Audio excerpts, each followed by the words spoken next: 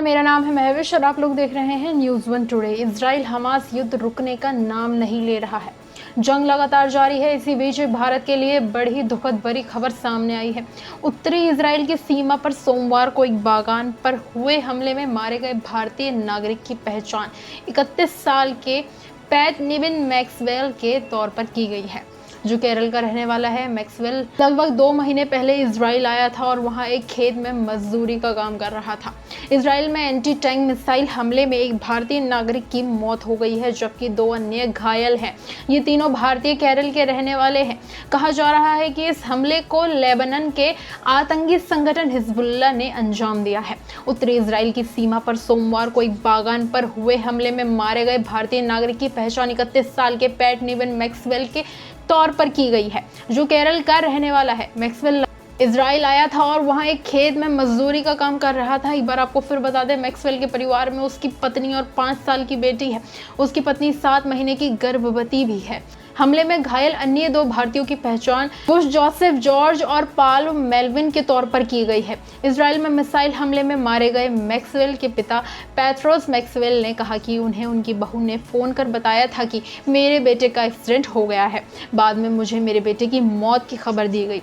मेरे 3 बेटे हैं, जिनमें से 2 इजराइल में काम करते हैं और जबकि एक अबू धाबी में काम करता है। पैट की 5 साल की बेटी है, जबकि उसकी पत्नी 7 महीने की गर्भवती है। भारत में इजरायली दूतावास ने भारतीय नागरिक की मौत पर शोक जताते हुए कहा कि इस हमले में घायलों का हर संभव और सर्वोत्तम इलाज किया जा रहा है। इजराइल में एक भारतीय की मौत पर संवेदना जाहिर करते हुए इजराइल में भारतीय दूतावास ने बयान जारी कर कहा कि हम हिजबुल्लाह के कायरान आतंकी हमले में एक भारतीय नागरिक की मौत की कड़ी निंदा करते हैं, जो सिर्फ एक बागान में काम कर रहा था। हमारी प्रार्थना और संवेदनाएं पीड़ित और घायलों के परिवार के साथ हैं। इजराइल मेडिकल संस्थाएं घायलों को सर्वोत्तम इलाज कर रही हैं। इजराइल आतंकवाद की घटनाओं में मारे गए प्रत्येक नागरिक, फिर चाहे वो भारतीय हो या फिर विदेशी, उनके साथ समान व्यवहार करता है। आपको बता दें कि यह हमला उत्तरी इजराइल की सीमा पर गैलिल इलाके के एक बागान में सोमवार को सुबह लगभग 11 बजे हुआ। घायलों में से एक जॉर्ज मिसाइल हमले में झुलस जाने की वजह से जॉर्ज को पास के बेलिनसन हॉस्पिटल में भर्ती कराया गया है। उसका चेहरा झुलस गया है। उसका ऑपरेशन किया जा रहा है, लेकिन वह रिकवर कर रहा है। उसे ऑब्जर्वेशन में रखा गया है। वह भारत में अपने परिवार से बात भी कर सकता है।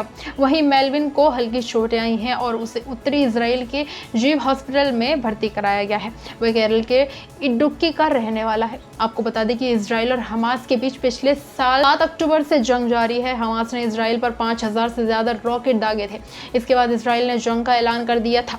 इजराइल और हमास में जंग जारी है और अब तक हजारों की तादाद में लोग मौत के घाट उतर चुके हैं। हमास के हमले का इजराइल ने ऐसा जवाब दिया कि गाजा में 1-2 हजार नहीं बल्कि पूरे 24,000 फिलिस्तीनियों की जान ले ली, जिसमें बड़ी संख्या महिलाओं और बच्चों की है।